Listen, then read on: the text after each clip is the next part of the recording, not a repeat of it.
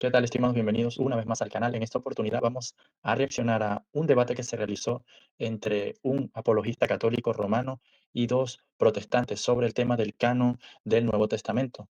Dante Urbina es uno de los apologistas católicos más reconocidos a nivel hispanohablante y él ha decidido tener un debate con dos protestantes para hablar acerca o para defender cada uno la postura acerca de cómo se constituyó el canon que tenemos ahora del Nuevo Testamento. Me gustaría compartir con vosotros la tesis que desarrolló el católico romano para que luego refutemos un poco las cosas que él dice al respecto. Vamos a escuchar lo que Dante Urbina dice al respecto sobre el canon del Nuevo Testamento y luego analizaremos algunas cosas de su Protestante. tesis. Mi tesis es que se requiere de la Iglesia Católica como infalible para una adecuada justificación del canon del Nuevo Testamento, y la defenderé por medio de un caso acumulativo constituido por 7 argumentos. Primer argumento: la sola Escritura no permite una identificación infalible de la Escritura. Hoy en día los protestantes que discuten sobre el canon del Nuevo Testamento ya saben que tienen que llegar exactamente al resultado de 27 libros, pero eso lo saben porque la Iglesia Católica ya les hizo la tarea. Sin embargo, el señor Oseguera, que no hizo la tarea, ha llegado a decir, cito: la Iglesia no me dio la Biblia. ¿Quién dio la Biblia? Dios. Yo le pregunto, señor Oseguera, ¿en qué momento Dios le dio la Biblia? Recuérdese que aunque solemos ver la Biblia como un libro, en realidad significa conjunto de libros. Entonces, señor Oseguera, ¿cuándo fue que se abrió el cielo y salió la voz y la mano de Dios entregándole la Biblia diciendo, mira, acá la tienes lista con el canon del Nuevo Testamento en términos de 27 libros? Nunca. Cuando Cristo ascendió a los cielos, no dejó un canon del Nuevo Testamento ya listo, sino lo que dejó fue una iglesia, en la cual, en los primeros siglos, no circularon los 27 libros en un solo volumen bajo el nombre Nuevo Testamento, sino que circularon dispersos e incluso combinados con libros no canónicos. Por ejemplo, en el papiro P6 circularon combinados el Evangelio de Juan, Santiago y Primera de Clemente. De este modo, como dice el académico protestante Lee Martin MacDonald, presidente del Institute for Biblical Research, en la mayoría de las iglesias primitivas, lo que circulaban eran copias de varias de las escrituras, o incluso solo fragmentos, pero nada parecido a un Nuevo Testamento completo. En otras palabras, las iglesias primitivas existían e incluso funcionaban como iglesias sin Biblia, entendida esta como un canon cerrado y completo. Ahora, ciertamente Dios inspiró cada uno de los libros de la Biblia, pero no hay ninguno de esos libros que contenga una lista inspirada de cuáles son los libros inspirados. En otras palabras, el índice no es una parte original de la Biblia. La Biblia no identifica su propio canon. Esto mete en un enorme problema a los protestantes, porque ellos ven a la Escritura como la única autoridad infalible, de modo que se sigue el siguiente silogismo mortal para el protestantismo. 1. De acuerdo con la sola Escritura es la única autoridad infalible. 2. El listado del canon de la Escritura no aparece en la Escritura. 3. Por lo tanto, bajo la sola Escritura, la identificación del canon de la Escritura sería falible. Y ahí el desastre protestante. No pueden tener una identificación infalible de la Escritura. De ahí que uno de los teólogos protestantes más importantes de toda la historia, R.C. Sproul, haya llegado a decir que, cito, el canon de la Escritura es una colección falible de libros infalibles. Dado esto, Gutiérrez y Oseguera solo tienen una forma de no fracasar en este debate, y es demostrar, sin depender de nada externo a la Biblia, que pueden reconstruir infaliblemente el canon del Nuevo Testamento con cada uno de los 27 libros. Y resulta que la tienen difícil, porque miren lo que dice Lee Martin MacDonald, cito: varios factores nos habilitan para entender por qué algo de la literatura neotestamentaria fue canonizada. Sin embargo, ninguna de las características ni los criterios puede dar cuenta de toda la literatura que compone el canon del Nuevo Testamento. O sea, ni su más relevante académico en la historia del canon dice que baste simplemente con aplicar unos criterios, y varios protestantes se autoengañan como si el asunto fuera fácil. Segundo argumento: la identificación del canon no es una cuestión de descubrimiento fácil o automático. Según el teólogo Juan Calvino, distinguir los libros canónicos de los no canónicos es algo tan fácil y automático como, cito, establecer la diferencia entre lo dulce y lo amargo. No lejos de esa idea está el teólogo Oseguera, que ha dicho: las personas que aceptan a Jesucristo pueden discernir entre un libro inspirado y un libro no inspirado, porque las ovejas de Dios escuchan su voz. Qué fácil, ¿verdad? Según Oseguera, basta con que tú seas ovejita de Cristo para que automáticamente puedas distinguir entre libros canónicos y no canónicos. Pero eso es un gigantesco absurdo, porque implica que Gutiérrez y Oseguera sí son ovejitas de Cristo, pero los padres de la iglesia de los 3 primeros siglos no fueron ovejas de Cristo. Y es que sucede que estos padres tuvieron varias incertidumbres y fluctuaciones respecto del canon del Nuevo Testamento. Para empezar, entre estos hombres santos y sabios e incluso mártires, hubo los que identificaron como escritura a libros que no son escritura. Por ejemplo, en el siglo II, Ireneo cita al pastor de Hermas explícitamente como escritura, y lo mismo hace Clemente Alejandría con la Didache. Asimismo, Primera de Clemente, escrito cristiano del siglo I, se presenta explícitamente como, cito, escrito por el Espíritu Santo, capítulo 63, y fue incluido como parte del Nuevo Testamento en los cánones apostólicos. Pero también se da el caso inverso. Hubo quienes dudaron o omitieron como escritura a libros que sí son escritura.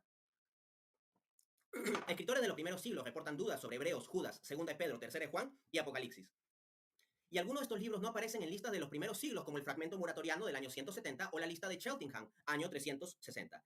Es más, el propio Gutiérrez reporta que, cito, sobre el libro Apocalipsis hubo mucha discusión en la iglesia, muchos no querían acoger ese libro. Así que el asunto que hoy en día tienen fácil los protestantes, gracias a la iglesia católica, no lo tuvieron tan fácil los primeros cristianos. Y es que como tenemos hoy Biblias con exactamente 27 libros en el Nuevo Testamento, podríamos pensar que tener justo esos libros es algo evidente, pero no lo es. De hecho, hay comunidades que tienen en el Nuevo Testamento libros de menos, como la iglesia nestoriana, que tiene 22 libros, o libros de más, como la iglesia etíope, que tiene 35 libros y agrupa la no despreciable cantidad de 40 millones de cristianos, lo cual es más que los habitantes de todo el Perú. Tercer argumento, el fracaso de los criterios protestantes para una adecuada identificación del canon del Nuevo Testamento. Seguro algún protestante estará pensando, Dante, pero con base en la sola escritura podemos deducir los criterios para identificar los libros de la escritura.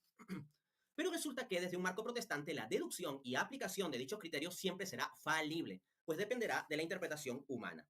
Y bueno, en esta parte del debate me toca aplicar medios de tortura. Así que procedo a hacer aquella famosa pregunta que tortura a los protestantes. ¿Cómo saben que Tercera de Juan es palabra de Dios? Frente a esa pregunta solo me he encontrado con respuestas inadecuadas, insuficientes o hasta visiblemente circulares por parte de ellos. Pero el problema sigue en pie. Muchos protestantes creen ingenuamente que pueden resolver el asunto simplemente apelando a ciertos criterios, pero les voy a mostrar que no es tan fácil con el propio caso de Tercera de Juan, siendo que, uno, tiene dificultades con el criterio de evidencia interna, pues no menciona ni una sola vez a Cristo, y tiene cerca de 30% de palabras no juaninas y solo un pasaje paralelo con Primera de Juan. Dos, tiene dificultades con el criterio de apostolicidad, porque, como reporta el académico protestante Craig Keener, sostener que su autor es el apóstol Juan es una opinión minoritaria en círculos académicos. Y encima, en los mismos inicios del siglo II, Papías de Hierápolis identifica a su autor con alguien distinto del apóstol Juan. Tercero, tiene dificultades con el criterio de circulación, pues como reporta el académico protestante Daniel Akin, no circuló ampliamente. 4. Tiene dificultades con el criterio de reconocimiento, pues no aparece en el canon muratoriano del siglo II y fue reportada como dudosa por Orígenes y Eusebio. 5. Tiene dificultades con el criterio de impacto, pues de acuerdo con Ecatena, en los 3 primeros siglos fue citada una sola vez y de modo dudoso por un escritor que ni siquiera es padre de la iglesia y sin llamarle escritura. A ver si entre Gutiérrez y Oseguera, aunque sea juntos, logran resolver estas 5 dificultades. Y tienen que resolverlas infaliblemente, porque si no dependerán de una base meramente falible para su justificación de Tercera de Juan como palabra de Dios y habrán fracasado en este debate. En cambio, yo como católico tengo una definición infalible por parte de la Iglesia para Tercera de Juan como palabra de Dios. Y no crean que esto es algo exclusivo de Tercera de Juan. Problemas similares ocurren con Segunda de Pedro y Hebreos. Por cierto, pregunto a Gutiérrez y Oseguera, ¿quién escribió Hebreos? Cuarto argumento, la identificación del canon neotestamentario debe hacerla infaliblemente la Iglesia. Dado que el Nuevo Testamento no identifica su propio canon y que el asunto no es de descubrimiento fácil o automático, se requiere una instancia externa para la identificación del mismo. Y resulta que la propia escritura nos muestra que lo que tiene más sentido es que esa instancia sea la iglesia, pues nos habla de la iglesia como aquella que será llevada a toda la verdad. Juan 16:13, teniendo el poder de atar y desatar. Mateo 18:18, para cumplir su rol como columna y baluarte de la verdad. 1 Timoteo 3:15. Pero si la identificación que hiciera la iglesia del canon del Nuevo Testamento fuese falible, no estaría cumpliendo adecuadamente su rol de ser columna y baluarte de la verdad, sino que en lugar de ser una columna sólida, sería como una caña endeble y estaría siendo quebrantado 1 Timoteo 3:15. Pero como Jesús dice que la escritura no puede ser quebrantada, Juan 10:35, la identificación de la verdad sobre el canon del Nuevo Testamento por parte de la Iglesia debe ser infalible. Por tanto, tenemos el siguiente razonamiento. 1. Dada su naturaleza absolutamente crucial para la fe cristiana, la identificación formal del canon del Nuevo Testamento para ser adecuada debe ser infalible. 2. La Iglesia Católica realizó la identificación formal del canon del Nuevo Testamento. 3. Por lo tanto, la Iglesia Católica debió ser infalible en su identificación del canon del Nuevo Testamento. Por supuesto, Gutiérrez de ningún modo querrá aceptar esta conclusión porque no quiere tener un concepto tan alto de la Iglesia, pues resulta que en diálogo con Santiago Alarcón llegó a decir, cito, el pastor, yo soy inspirado en cierto momento de la historia, pero la Iglesia no es infalible. Fin de cita. O sea, en la mente de Gutiérrez, él mismo puede ser inspirado, pero la Iglesia no puede ser infalible. Se nota que no andaba muy inspirado cuando dijo eso. Quinto argumento. Al no aceptar una identificación infalible por parte de la Iglesia, el protestantismo queda con un desastre.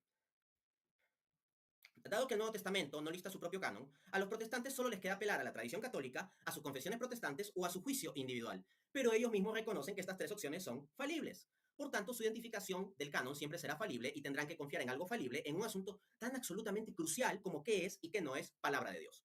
De este modo, frente al problema del canon, el esquema protestante termina llevando al fideísmo y la irracionalidad.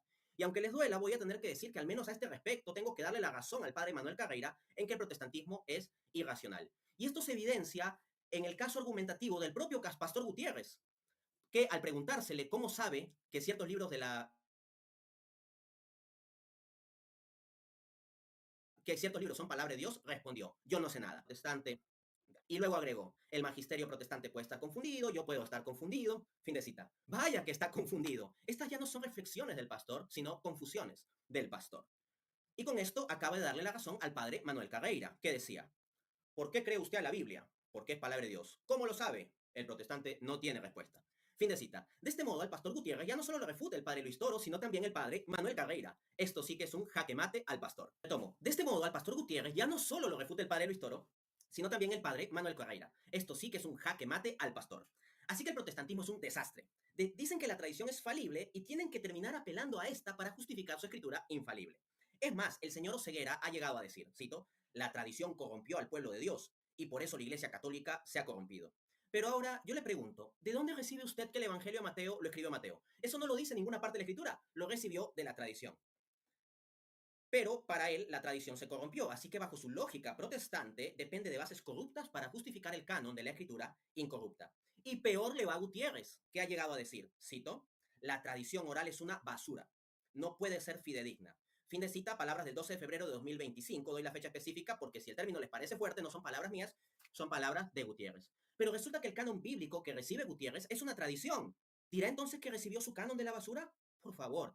Sexto argumento, el problema del protestantismo con la historia y el canon. Dice el cardenal Newman, el cristianismo en la historia no es el protestantismo. Si hay alguna verdad segura, es esta, profundizar en la historia es dejar de ser protestante. En efecto, pregúntense, ¿cuál fue la primera vez en la historia que hubo una identificación oficial del canon del Nuevo Testamento? Resulta que es a finales del siglo IV en que, como reconoce el académico protestante F.F. Bruce, se dieron, cito, los primeros concilios de la Iglesia en que hubo una decisión oficial acerca del canon. Fin de cita. La pregunta es, ¿de qué iglesia? No puede ser la iglesia pentecostal de Gutiérrez o Ceguera, porque ahí ni siquiera existían. ¿O acaso sucedió que a sus supuestos miembros se los llevó el rapto justo en el siglo IV?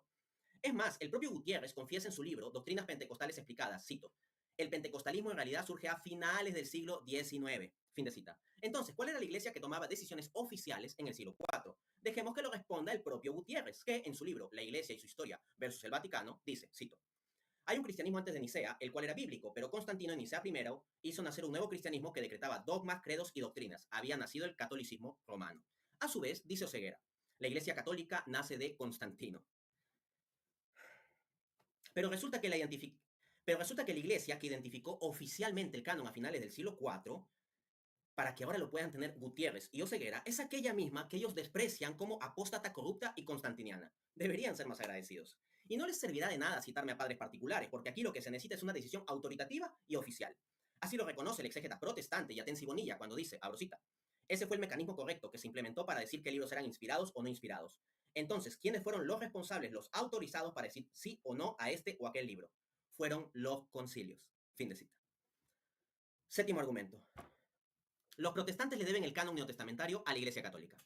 Si el canon del Nuevo Testamento hubiera dependido de Lutero, bien podrían haber sucedido que los protestantes tengan hoy en día un canon de 24 libros al faltarles Santiago, Hebreos y Apocalipsis. En efecto, en los inicios mismos de su reforma, Lutero llegó a desdeñar estos libros diciendo que Santiago es, cito, una epístola de paja que no tiene nada de la naturaleza del Evangelio, que Hebreos contiene enseñanza, cito, contraria a todos los evangelios y las cartas de Pablo, y que Apocalipsis no es, cito, ni apostólico ni profético, pues en este libro Cristo no es enseñado ni conocido. Fin de cita. Los protestantes deberían tener vergüenza de tener un iniciador así que haya hablado contra la palabra de Dios desde los inicios mismos de su reforma. Sin embargo, el señor Oseguera ha llegado a decir que uno no puede decir que la Biblia la hizo la Iglesia Católica.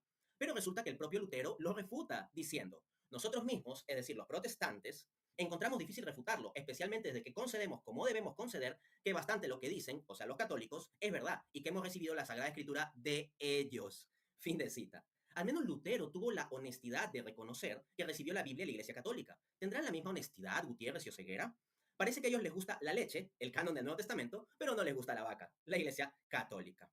Más bien deberían imitar la honestidad del académico protestante Philippe Schaff, uno de los mayores expertos en historia de la Iglesia, quien reconoce que los concilios de final del siglo IV, cito, fijaron el canon católico de las Sagradas Escrituras, siendo que dicha decisión recibió la aprobación de la sede romana, y este canon permaneció inalterado hasta el siglo XVI y fue ratificado por el Concilio de Trento. De modo que, cito, El protestantismo retuvo el canon del Nuevo Testamento de la Iglesia romana. Fin de cita y fin del debate. De este modo, lo cierto es que a lo largo de diversos pronunciamientos, por medio de distintos niveles de magisterio, la Iglesia Católica es la única que ha logrado proclamar el canon del Nuevo Testamento como una lista infalible de libros infalibles. Los protestantes no pueden lograr tal cosa, aunque les demos 10.000 siglos. Solo pueden tener una lista falible. Y yo quiero la solidez católica de una identificación infalible, no el desastre protestante de una identificación meramente falible. Es más, en el marco protestante hasta se ha llegado a decir el absurdo de que el canon está abierto. Entonces, ustedes eligen si ser ese hombre sensato que construyó su casa sobre la roca o ser aquel hombre insensato que construyó su casa sobre la arena y fue un gran desastre. Mateo 7:27. Yo no quiero ese desastre protestante. Vengan, hermanos, a la solidez católica.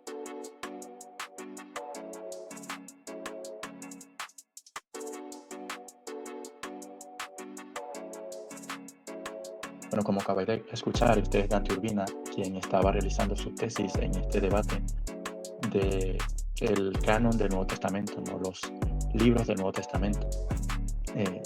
Y como podemos observar, quiero resaltar algunas cosas que es típico y común que ocurre con los católicos romanos.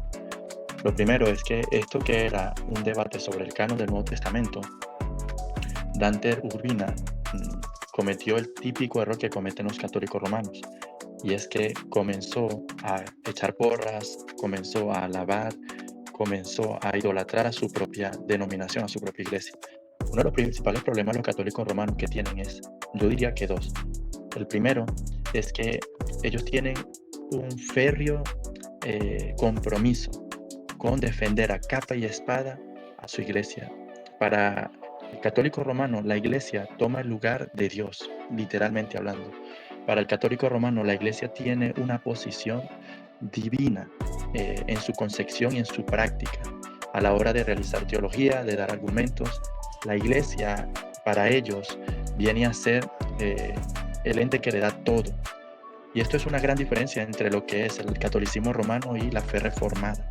Porque para la fe reformada, la iglesia es solamente receptora de la gracia divina, nada más. Disfruta por pura gracia de las bondades de Dios. Para la iglesia reformada, evidentemente, Dios es el todo, Cristo es el todo.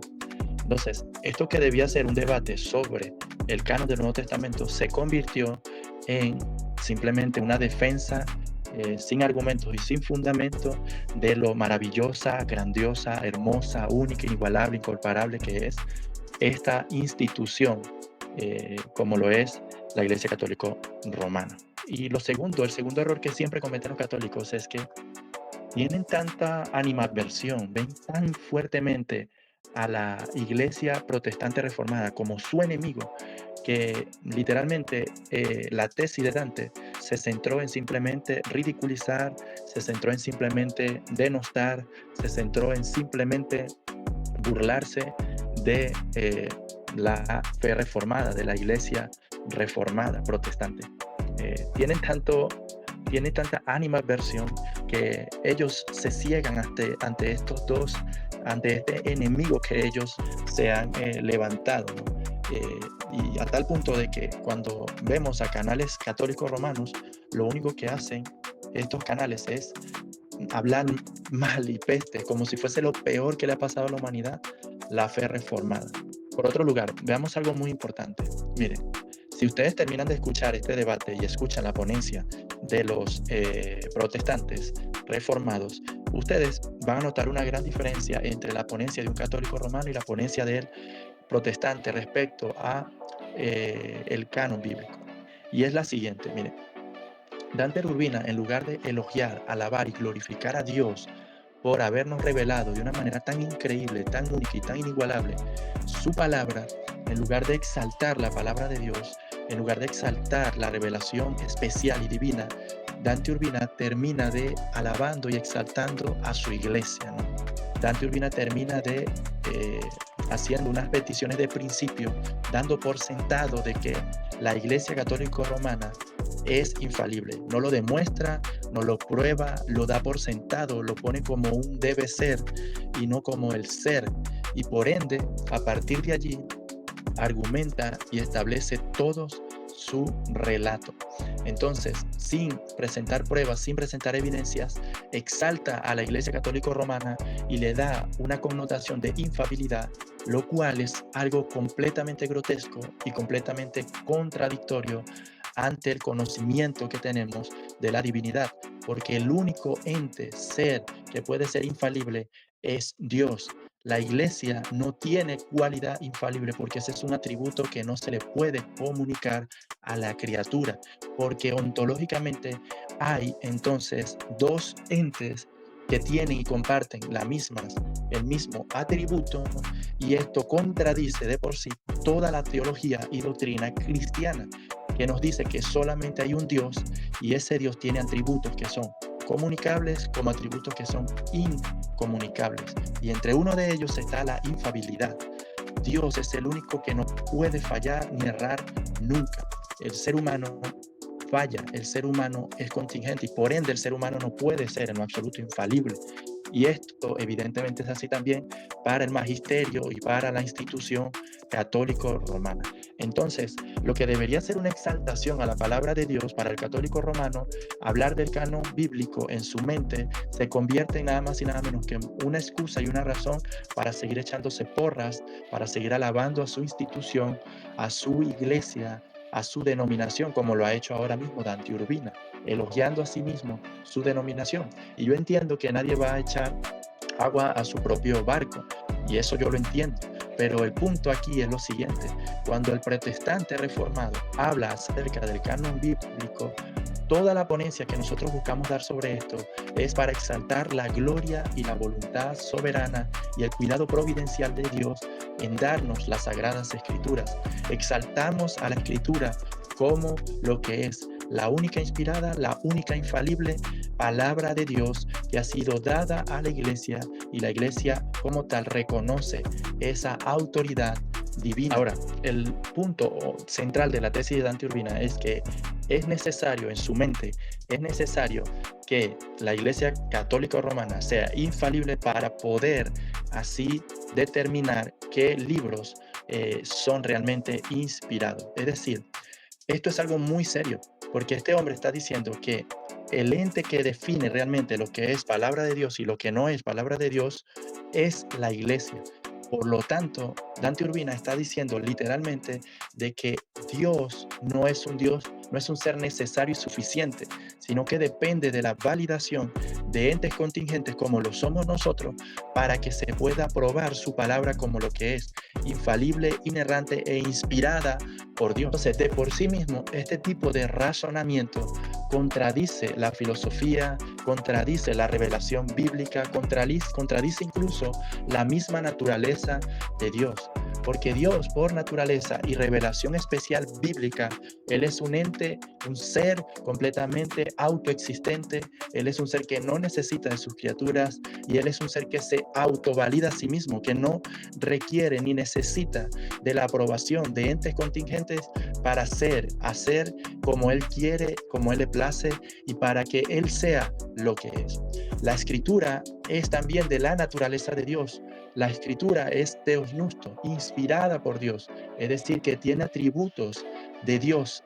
Por lo tanto, la escritura por sí mismo tiene la autoridad de Dios. La escritura en sí mismo goza de la perfección divina. La escritura en sí mismo goza de santidad. La escritura en sí misma es viva y eficaz. La escritura en sí mismo permanece para siempre, es inquebrantable, porque ella tiene atributos de Dios, porque Él es el ente, Dios es quien la inspiró, Dios es quien la exhaló de sus entrañas. Es lo que quiere decir esa expresión, inspirar.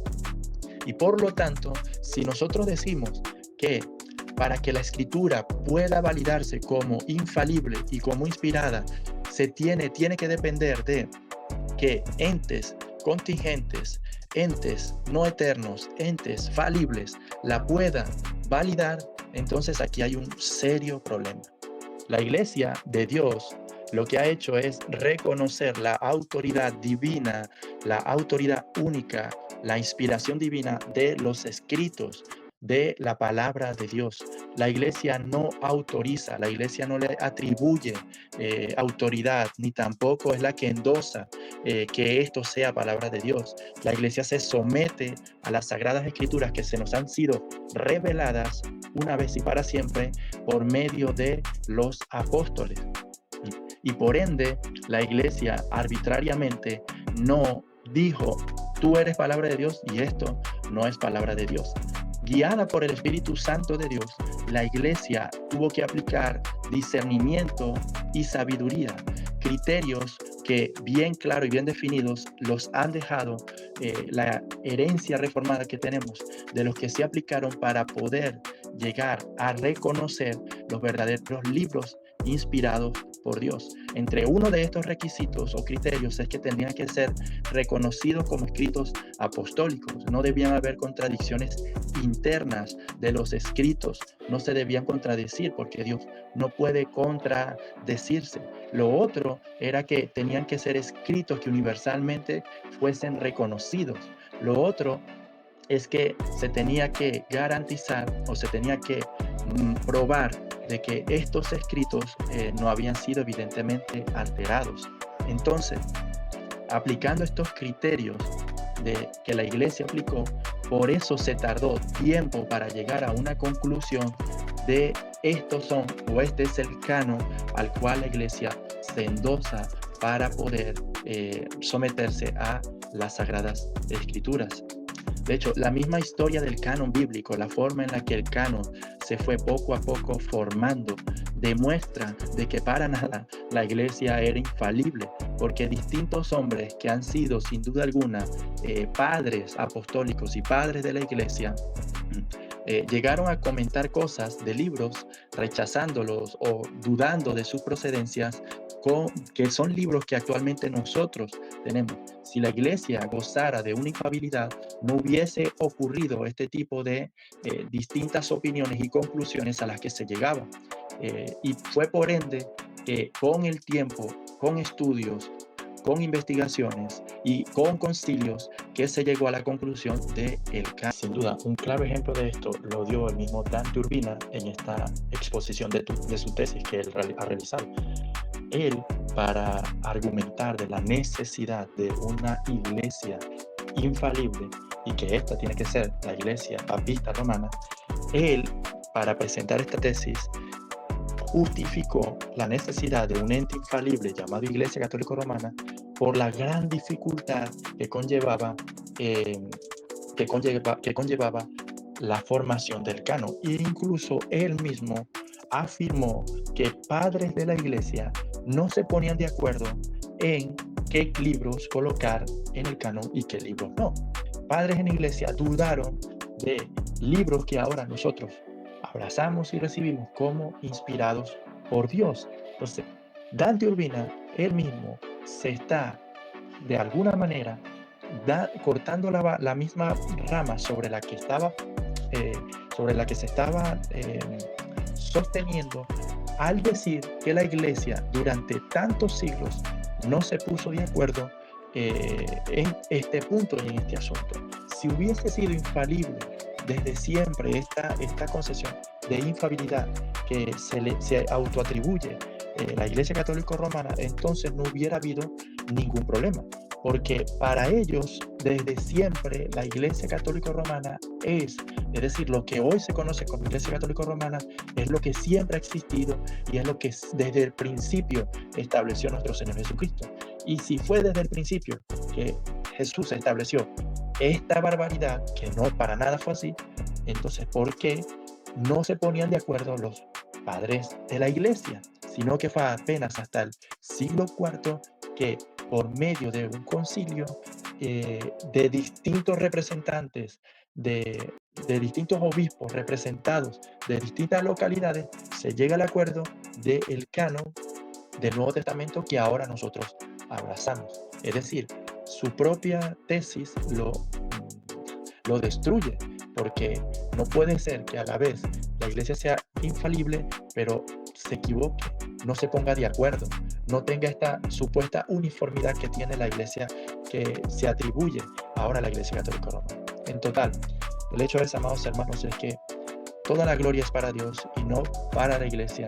El hecho es, amados hermanos, es que Dios guió a su iglesia por su espíritu y que los católicos tienen que probar de que por iglesia católica se entiende desde el principio esta denominación que ahora nosotros conocemos con todas sus locuras, con todas sus herejías, con todas sus barbaridades antibíblicas y también de que, eh, de que se requiere o de que la iglesia esta, católico romana, es infalible, cosa que no van a poder nunca demostrar, sino que tienen que dar un salto de fe para poder, a partir de esa idea que ellos mismos conciben por sus vanos razonamientos, a partir de allí argumentar toda su teología, que no es más que mera barbaridad.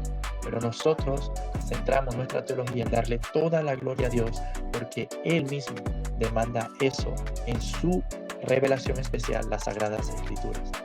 Que el Señor nos guarde de la seducción de estos falsos maestros, que el Señor nos guarde del error que estos hombres promueven y que el Señor fije nuestros ojos en la suficiencia de nuestro Señor Jesucristo, guiándonos por su Santo Espíritu a toda verdad por medio de su palabra. Que la gracia y la paz del Señor sea con ustedes.